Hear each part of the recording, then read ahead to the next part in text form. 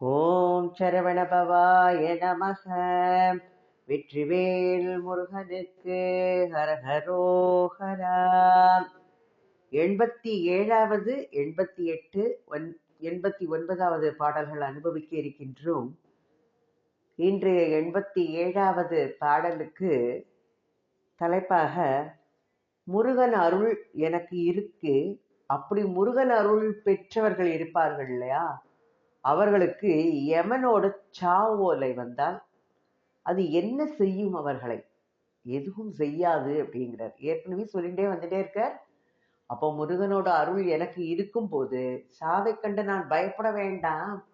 அவன் எனக்கு சாவோலை அனுப்பினான்னா அது என்னை என்ன செஞ்சிடும்? ஒன்றும் செய்யாது அப்படின்னு ஒரு தலைப்பு கொடுத்து இந்த 87வது முத்தாலான மலர் இந்த மாலையில் இணைக்கப்படுகின்றது. அது இணைக்கப்படும் விதத்தை இப்பொழுது அனுபவிக்கலாம்.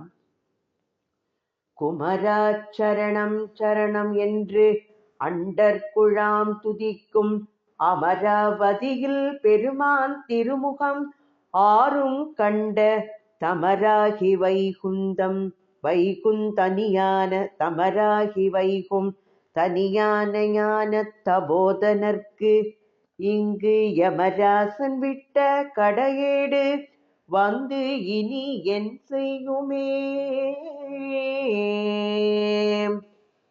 குமரா சரணம் சரணம் என்று அண்டர்குழாம் துதிக்கும் அமராவதியில் பெருமான் திருமுகம் மாறும் கண்ட தமராகி வைகும் தனியான ஞான தபோதனர்க்கு இங்கு யமராசன் விட்ட கடையேடு வந்து இனி என் செய்யுமே.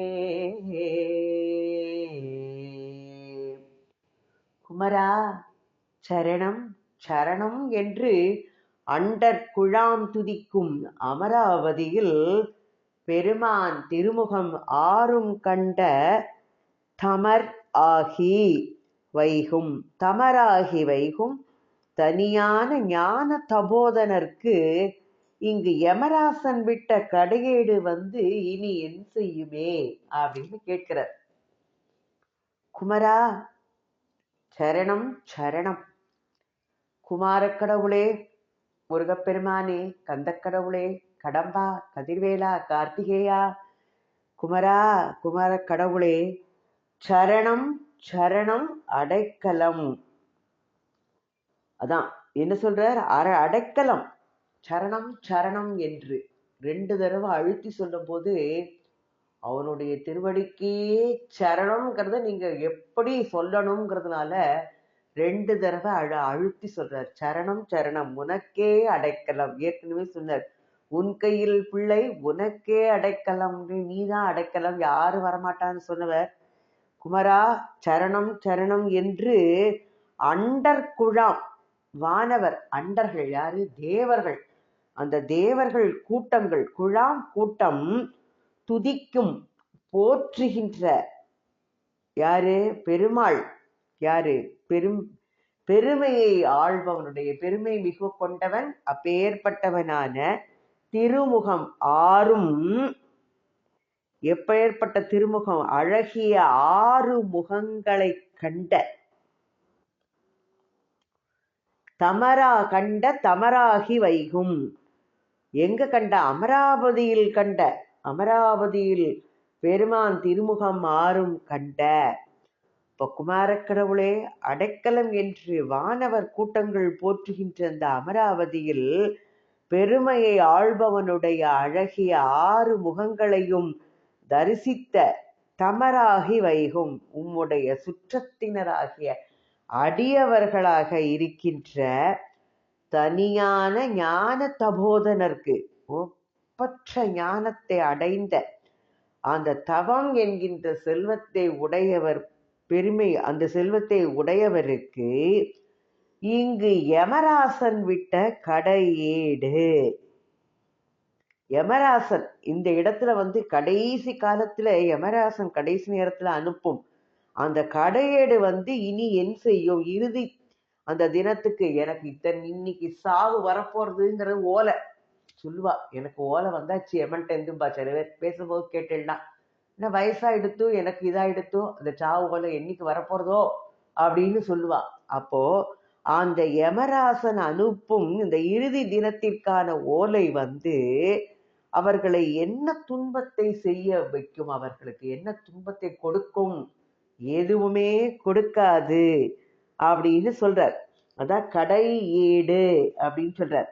அப்போ குமார கடவுளே அடைக்கலம் என்று வானவர் கூட்டங்கள் போற்றுகின்ற அமராவதியில் எங்க இந்திர லோகத்தில் பெருமையை ஆள்பவனுடைய அழகிய 6 திருமுகங்களையும் தரிசித்த உமது சுற்றத்தினர், ஏன்னா அடியவர்கள் எல்லாம் உனக்கு சுற்றத்தினர், அதுதான் சொல்றார், உமது சுற்றத்தினராகிய அடியவராக இருக்கின்ற ஒப்பற்ற ஞானம் பொருந்திய தவமாகிய செல்வத்தை, அதுதான் பெரிய செல்வம், செல்வத்துள் செல்வம் பெரிய செல்வம் அதுதான்.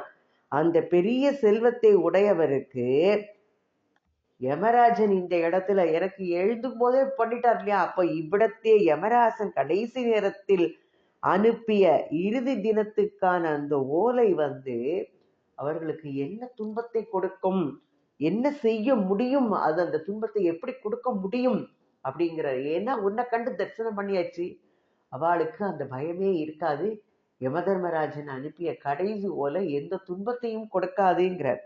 இதோட கருத்துரையா நம்ம என்ன பார்க்கணும், முருகவேளின் திருமுகங்கள் 6ஐயும் தரிசித்த தவ பெருமை உடையவர்களுக்கு, அந்த செல்வந்தர்களுக்கு யமன் அனுப்புகின்ற அந்த சாவோலை என்ன செய்யும், அது அவர்களை ஒன்றும் செய்யாது அப்படிங்கிற. என்ன செய்ய மாட்டும், அதால் என்ன செய்ய இயலும் அப்படின்னு கேட்கிறார் அவர். ஒன்றும் செய்ய இயலாது. அப்போ எப்ப முருகப்பெருமானியே நம்ம துதி பண்ணி சோஸ்திரம் பண்ணிட்டு இருக்கும் போது யமனை பத்திய பயமே வேண்டாம் உனக்கு அப்படின்னு சொல்றாரு. இன்னும் என்ன சொல்ல போறார் பாருங்க, இன்னும் அடுத்தாப்புல சொல்ல போறார். எனக்கு பிறவா வரம் வரும்போது அந்த யமன் தர்மராஜன் வர்றது கூட சொல்றாரு, அயன் என் தலையெழுத்தே எழுதக்கூடாதுங்கிறார். இன்னும் அடுத்த இதுல அனுபவிக்க போற 89வது பாடல்ல. இப்ப இதுல 88வது இந்த மலர் என்ன தலைப்போல இணைக்கப்படுகின்றதுன்னா, உன்னை போற்றி வணங்காதவர், உன் பெருமையை சொல்லாதவர்களுடன் இருக்கும் என்னை நீ நீ அந்த மாதிரி ஒரு இதை கொடுத்துடாதே, உன் பெருமையை தெரியாம இருக்கிற கூட்டத்தோட என்னை போய் சேர்த்துடாதேப்பா முருகா அப்படின்னு சொல்றாரு. ஏன்னா அவளோட ஜென்மம்லாம் பிரயோஜனம் இல்லாத ஜென்மம், எனக்கு அந்த இதை கொடுத்துடாதே நீ அப்படின்னு சொல்றாரு. உன்னை போற்றுதல் தெரியாத அந்த இழிவானவர்களுடன் சேர்ந்து என்னை நான் இருக்கேன், என்ன அப்படி சேர்த்து வச்சிருக்கியே, நான் அந்த கூட்டத்தோட இருக்கேனே, அப்படி நான் சேர்ந்துட்டாலும் என்னை சேர்க்காதே, சேர்ந்துட்டாலும் இந்த நாயனையும் நீ கடை தேற்றுவாய் அப்படிங்கிறாரு. எல்லாரும் என்ன சொல்லுவான்னா, பார்த்தேன்னா மாணிக்க வாசகரும் சொல்லுவார், திருவாச்சகத்துல படிக்கும்போது பார்த்தீங்கன்னா நாயேனையும் இங்கு அப்படின்னு அபிராமி பட்டர் சொல்லுவார், நாயேனையும் இங்கு அப்படின்னு சொல்லுவார். எல்லாருக்குமே இந்த கடை பிறவிங்கிறது நாய் மிக இழிந்த பிறவிங்கிறதுனால சொல்றார். அப்போ அவ எல்லாரையும் நாய், அதற்கு கூட இதாகாத அந்த நாயேனையும் நீ கடை தேற்றுவாய் அப்படின்னு சொல்றாரு. அவர் நான் ஒருவேளை சேர வைக்காதே, எனக்கு அந்த மாதிரி ஒரு கூட்டம் வாச்சுறுத்துனா இந்த கடை நிலையில் இருக்கின்ற இந்த நாயேனையும் நீ என்னை காப்பாற்றி உன் அருளை எனக்கு கொடுப்பாய் அப்படின்னு அருணகிரியார் வேண்டிக்கிறார். வணங்கி துதிக்க வழியா மனிதருடன் இணங்கி குணம் கெட்ட துஷ்டனை ஈடேற்றுவாய், கொடியும் கழுவும் பிணங்க துணங்கை அலகை கொண்டாட பிசிதர் தம்வாய் நினம் கக்க விக்கிரமவேலாயுதம் தொட்ட நிர்மலனே.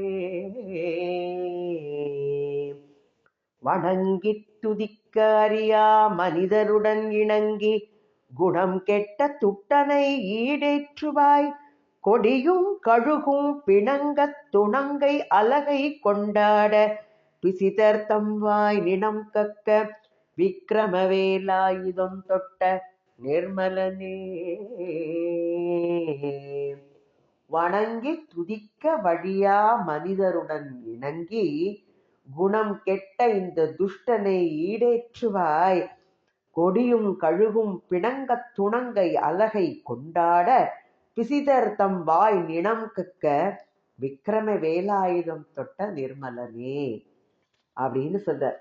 கொடியும் கழுகும் பிணங்க. கொடியும் கழுகும், கொடி என்னது? காகம். காகமும் கழுகும் ஒன்றோடொன்று மாறுபடவும். ஏன் அப்படி சொல்ற? கொடியும் கழுகும் பிணங்க அப்படின்னு சொல்ற. அப்போ காகமும் கழுகும் ஒன்றோடு ஒன்று மாறுபட அப்படின்னு சொல்றார். கழுகு பிணம் தின்னும் கழுகு அப்படின்னு சொல்லுவா. மற்ற எதையாவது காகத்தை சொல்லுவாளா?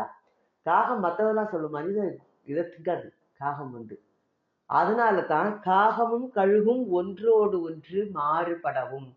பிணம் தின்னும் கழுகுன்னு தான் நீங்க கேள்விப்பட்டிருப்பேன்.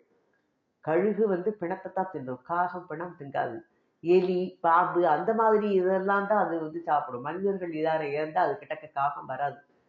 அப்போ காகம் கழுகும் ஒன்றோடு ஒன்று மாறுபடவும் அலகை துணங்கை துணங்கை அலகை கொண்டாட. அலகை துணங்கை கொண்டாட. அலகைன்னா என்னது?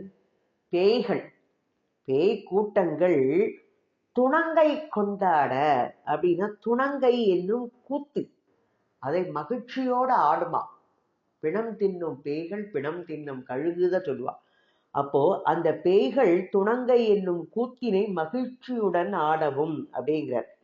துணங்கை அப்படின்னா என்னது? இரு கரங்களையும் முடக்கி அவற்றோட முழங்கைகளால விலாப்பக்கங்களை அடித்து கொண்டு ஆடும் ஒரு வகை கூத்து. அப்போ ரெண்டு கையும் இப்படி என்ன பண்ணணும்? முடக்கி அவற்றின் முழங்கைகளால் விலாப்பக்கங்களை அடித்து கொண்டு, இப்படி கையால விலாப்பக்கத்தை அடிச்சு கொண்டு ஆடுற ஆட்டம் அதுதான் அப்படி குதித்து ஆடுமா. இந்த பேய்கள்லாம் அப்படி குதித்து ஆடும் அப்படிங்கிற. அதனால துணங்கை அப்படின்னு அதற்கு பெயர். அப்படி இரு கரங்களையும் முடக்கி அவற்றின் முழங்கைகளால் விலாப்பக்கங்களை அடித்து கொண்டு குதித்து ஆடுகின்ற ஒரு வகை கூத்து. அது யார் ஆடுவா? பேய்கள், பிணம் தின்னும் பேய்கள் துணங்கை என்னும் கூத்தினை மகிழ்ச்சியுடன் ஆடவும் பிசிதர்த்தம் வாய் நினம் கக்க. அவுணர்கள் தமது வாயிலிருந்து இரத்தத்தை எல்லாம் கக்குவாளாம். அப்படி கக்கவும் விக்கிரமம் வேலாயுதம் தொட்ட நிர்மலனே, வெற்றி பொருந்திய வேல் படையினை எரிந்த தூயவனே. பிசிதர்தம் வாய் நினம் கக்க விக்கிரமம் வேலாயுதம் தொட்ட நிர்மலன். அப்படிப்பட்டவன். ஏன் அப்படி சொல்றா? ஏன்னா அரக்கர்கள் கூட்டத்தை வேற்படை எடுத்து அழிக்கும் போது அசுரர்கள் எல்லாம் மடிஞ்சு மடிஞ்சு மடிஞ்சு விழறா, நிறைய பிணங்கள் கிடக்கு. அதனால தான் காகமும் கழுகும் ஒன்றோடு ஒன்று மாறுபடும் அந்த பேய்கள் துணங்கை என்னும் கூத்தினை மகிழ்ச்சியுடன் அடவும். பிணத்தை பார்த்தாச்சுன்னா பேய்களுக்கு கொண்டாட்டம். இன்னும் எப்படி பண்ணுவா? அதான் சொல்ற, அவுணர்கள் தன்னுடைய வாயிலிருந்து ரத்தம் கக்கிறதுக்கு வேல்படையை எரிந்தவன். ஏன்னா அந்த அவுணர்களை கொன்றவன், அசுரர்களை அழித்தவன். அவர்களை வேல்படையை எரிந்து கொல்லும் போது வாயிலிருந்து ரத்தம் கக்கி அந்த அவள்லாம் கீழே விழுந்து இறந்து போயிடுவான் அந்த பிணங்கள். அப்பேற்பட்ட வெற்றி பொருந்திய வேல்படையினை எரிந்த நிர்மலமானவனே, தூய்மையானவனே, வணங்கி துதிக்க அறியா, உன்னை வணங்கி போற்றுவதற்கு தெரியாத இந்த மனிதருடன், அப்பேற்பட்ட மாந்தர்களுடன் இணங்கி மனம் ஒத்து குணம் கெட்ட துஷ்டன் ஈடேற்றுவாய். அப்பேற்பட்ட குணம் இழந்த இந்த துஷ்டனாகிய என்னை நீ கரையேற்றுவாய். என்னை சேர்த்துறாதேப்பா. ஆனா இந்த கூட்டம் தான் எனக்கு கிடைச்சிருக்குன்னா அப்பேற்பட்ட அந்த துஷ்ட கூட்டம், எப்படிப்பட்ட துஷ்ட கூட்டம்? உன்னை வணங்கி துதிக்க தெரியாத இந்த மனிதருடன் என்னை சேர்த்து வைத்து இருந்தால் அதிலிருந்து என்னை ஈடேற்றுவாய், கரையேற்றுவாய், உன் பாதத்தில் என்னை சேர்த்து கொடுத்து என்னை அருள் புரிவாய் எனக்கு அப்படின்னு சொல்றார். அப்போ மனிதர் அப்படின்னா மனுஷன் சொல்றவோட வடமொழியில மனுஷன் சொல்லுவா. அப்போ மனு வயிற்றில் காசிப முனிவருக்கு உதித்தவர் அப்படின்னு சொல்லலாம். அதனால மனுஷன் அப்படின்னு சொல்லிக்கலாம். மனிதர்கள் எப்படி பிறந்தவர்கள்ங்கிறதுனால முதல்ல பிறப்புல அவ ஒவ்வொருத்தரோட இதுல இருந்து பிறப்பா. அதனால மனிதர், மனுஷர் அப்படின்னு சொல்றாரு. அது வந்துட்டு அழகை துணங்கை கொண்டாட. ஏன்னா உருகழி செலவின் அஞ்சு ஒரு பேய் மகள். திருமுருகாற்றுப்படையில சொல்லியிருக்கு, நிலத்தின் வாய் துணங்கை தூங்க அப்படின்னு. ஏன்னா அந்த துணங்கைங்கிறதுக்கு சிங்கி அடித்தல் சொல்லுவா. சிங்கி அடிக்காத சொல்லுவா சில பேர். ஏன் அப்படி சிங்கி அடிக்கிறேன்னு ஜாதரா போடுறதுக்கு சொல்லுவா. சிங்கி அடித்தல்னு இதை சொல்லுவா. முடக்கிய இரு கை பழுப்புடை ஒற்றி துடக்கிய நடையது துணங்கை அப்படின்னு சொல்லப்படுகின்றது. அதுதான் அழகா சொல்லியிருக்கா இதுலயும். துணங்கை முடக்கிய இருக்கை பழுப்புடை ஒற்றி துடக்கிய நடையது துணங்கையாகும் அப்படின்னு. அதனால நிர்மலமானவன், மலம்னா குற்றம் அழுக்கு, நிர்மலன் மலமற்றவன் அழுக்கற்றவன் மாசற்றவன், அப்பேற்பட்ட முருக கடவுளாகிய நீ வேல்படையை எரிந்தவன், என்னை நீ இந்த மனித கூட்டம் உன்னை வணங்கி துதிக்க தெரியாத இந்த மனித கூட்டத்தில் என்னை வைத்திருக்கிறாய், அதிலிருந்து என்னை ஈடேற்றி கரை சேர்த்து உன்னுடைய அருளை எனக்கு கொடுப்பாயாகன்னு வேண்டிக்கிறார். அவுணர் குலத்தானே, அவுணர் குலாந்தகனே, குலத்துக்கு அந்தகன், குலாந்தகன், அவுணர் அரக்கர் குலத்திற்கு முடிவுரை எழுதியவன். அவுணர் குல அந்தகனே, அவுணர் குலாந்தகனே, உன்னை தொழுதல் தெரியாத இந்த கசடர்கள், இழிவுபட்ட இந்த மாந்தர்களுடன் சேர்த்து குணமிழந்த இந்த நாயனையும் நீ காப்பாற்றி கரை சேர்த்து அருள் செய்வாய் அப்படின்னு அருணகிரியார் வேண்டிக்கிறார். 89வது பாடல்ல என்ன சொல்றாருன்னா, இதற்கு அழகான ஒரு தலைப்பு. இதைத்தான் நான் சொன்னேன் 89வது பாடல்ல சொல்ல போறேன்னு. பிரமன் எனக்கு ஒரு தலை இல்லை, நான் பிறக்கும் போதே கருவுல உருவாகும் போதே விதி எழுதி வச்சிருக்கிற தலையில. அப்போ எப்போ இந்த விதியானது எழுதப்படுகின்றது? அடுத்த பிறவி கருவில் உருவாகும் போதுதான் எழுதப்படுகின்றதுங்கிற. அப்போ இந்த பிரமன் என்னை இந்த விதி ஓலையில் எழுதக்கூடாது அப்படின்னா என்ன அர்த்தம்? எனக்கு அடுத்த பிறவி என்பதை கொடுக்காதே, உன்னிடமே என்னை சேர்த்துக்கொள், எனக்கு மோட்சத்தை கொடுப்பாய். இந்த அயன் என் தலையில எழுதுறதுக்கு வழியே நீ பண்ணக்கூடாது, எனக்கு அப்ப அடுத்த பிறவிங்கிறது இருக்கக்கூடாது. அதையும் மீறி அவன் என் தலையில எழுதி என்னை பிறக்க வச்சுட்டான்னா அவனுக்கு இரு விலங்கு அப்படின்னு சொல்றாரு. இது ரொம்ப அழகா இருக்கும் இந்த பாடலை அனுபவிக்கிறதுக்கு. என்னை பிறக்க வைக்காதே, நீ அப்படி பிறக்க வச்சுட்டே அவன் தலையில என் தலையில ஏதாவது எழுதிட்டா அந்த பிரம்மாவுக்கு 2 விலங்கு தான் அப்படின்னு ரொம்ப அழுத்தம் திருத்தமா அருணகிரியார் இதுல எடுத்து சொல்ற.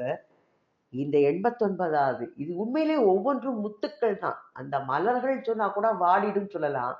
முத்தான மலர்னா இது வாடாது, அப்படியே மாலையில எப்படி இணைக்கப்படுகின்றது அனுபவிக்கலாம். பங்கேருகன் எனை பட்டோலையில் இட பண்டு தலை தங்காலில் இட்டது அறிந்திலனோ, தனிவேல் எடுத்து பொங்கு ஓதம் வாய்விட பொன்னம் சிலம்பு புலம்ப வரும் எங்கோன் அறியின் இனி நான்முகனுக்கு விலங்கே, மான்முகனுக்கு இரு விலங்கே. பங்கேருகன் எனை பட்டோலையில் இட பண்டு தலை தங்காலில் இட்டது அறிந்திலனோ, தனி வேலெடுத்து பொங்கு ஓதம் வாய்விட பொன்னம் சிலம்பு புலம்ப வரும் எங்கோ நரியின் இனி நான்முகனுக்கு இருவிலங்கே. பங்கேருகன் என்னை பட்டோலையில் இட பண்டு தலை தங்காலில் இட்டது அறிந்திலனோ, தனி வேலெடுத்து பொங்கு ஓதம் வாய்விட பொன்னம் சிலம்பு புலம்ப வரும் எங்கோன் அறியின் இனி நான்முகனுக்கு இரு விலங்கே. ரொம்ப அழகா சொல்றார். இந்த இதுல என்ன சொல்றார்? தனிவேல் எடுத்து, தனிவேல் ஒப்பற்ற வேல் படை, ஏவழி தனி வழிங்கிற மாதிரி தனினாலே அதற்கு ஒரு இம்பார்ட்டன்ஸ் இருக்கு. ரொம்ப அருமையான இது தனி, அதான் தனிமை அப்படின்னு சொல்றா. அந்த தனிமையில் இனிமை, அதுதான் ரொம்ப ஒசந்தது. அப்போ இந்த தனிங்கிற வார்த்தை ரொம்ப பெருமை வாய்ந்தது.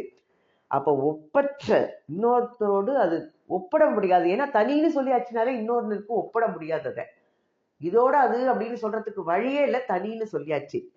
அப்ப தனி வேல் எடுத்து, ஒப்பற்ற வேல் படையினை எடுத்து தொடுத்து பொங்கு ஓதம் வாய்விட, பொங்கும் ஓதம் பெருமிதத்தில், அப்படி அந்த பொங்குகின்ற கடல் வேல எரிஞ்சி கடல் வற்றி போகும்படி செய்தவன் முருகப்பெருமான். ஒரு வேலெடுத்து பொங்கும் கடல் வற்றி போகும்படி செய்தவன், மலைகளை எல்லாம் தூள் தூளாகும்படி செய்தவன், சூரபதுமனை அழித்தவன். அந்த வேலுக்கு எத்தனை பெருமைகள் இருக்கின்றது. அதான் தனி வேல் எடுத்து ஒப்பற்ற வேல்படையினை தொடுத்து பெருமிதத்தால் பொங்கும் போதம் கடல் ஆர்ப்பரிக்கும். பொங்கிட்டு ஒரு சந்தோஷத்தை சொல்வா, கடல் அலை போல சந்தோஷம் பொங்கிட்டு வருதும்பா. அப்போ பெருமிதத்தில் பொங்கும் கடல் வாய் விட்டு கதறதா, ஏன்னா வற்றி போகும்படி செய்தவன். அப்படி பொன்னம் சிலம்பு புலம்ப அழகிய கிரௌஞ்ச மலை அழறது, ஏன்னா வேலை பயின்று கிரௌஞ்ச மலையை தூளாக்கினவர். கிரௌஞ்ச மலை அழவும் வரும் எம்கோன் அரியின், அப்பேற்பட்ட வந்து அருளுகின்ற அந்த எமது இறைவனாகிய முருகப்பெருமான் தெரிவானாகில் அருகில் இனி நான்முகனுக்கு, இனிமேல் 4 முகங்களை உடைய அந்த அயனுக்கு பிரம்மனுக்கு இரு விலங்கு. ஏன் இரு விலங்கு? ஒரு விலங்கு இல்லை, 2 விலங்கு அவனுக்கு கிடைக்கும். ஏனெனில் பங்கேருகன், யாரு? பங்கம். பங்கம்னா என்னது? சேரு. அந்த சேற்றில் மரம் தாமரையில் உதித்தவன் யாரு? பிரம்மன், அயன், விரிஞ்சி எல்லாம் சொல்லப்படுகின்ற அந்த பங்கேருகன் தாமரை மலரில் உதித்த அந்த பிரம்மன் என்னை பட்டு ஓலையில் இட, என்னை அவனது பட்டோலையில் எழுத வேண்டி இருக்க, அதாவது அவ்வாறு செய்யாதிருக்கின்றான். பண்டு தம் காலில் தலையிட்டது அறிந்திலனோ. ஏன்? பிரம்மாவுக்கு பயம். ஏன்னா எனக்கிட்டக்க முருகன் தெரியறான், அதனால அவனுக்கு ஒரு பயம். ஏன்னா பண்டு தம் காலில் தலையிட்டது அறிந்திலனோ. பிரம்மாவுக்கு ரொம்ப வேதத்தோட நாம தான் இது பண்ணினோம், வேதத்தோட உட்பொருளா அறிந்தவன் அப்படின்னு முருகப்பெருமான் அவனோட செருக்கு அழிக்கணும்னு கேட்கிறார் பிரம்மாட்டக்க. ஓம் எல்லாம் தெரிஞ்சு சொல்றேன்ல, ஓம் பிரணவ பொருளுக்கு அர்த்தம் சொல்லணும்னு பிரம்மாவுக்கு தெரியாது. உடனே பிரம்மனை சிறையில் அடைச்சிருவான். தொழிலெல்லாம் பாதிக்கப்படுறது.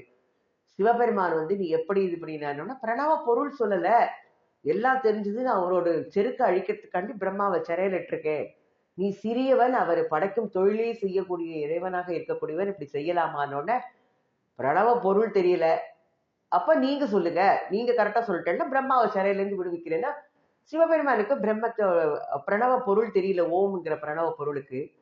அப்ப நான் உபதேசம் பண்றேன் உங்களுக்கு அப்படின்னு சொல்லிட்டு முருகன் குருவாக இருந்து ஞான உபதேசம் செய்வித்தார் சிவபெருமானுக்கு.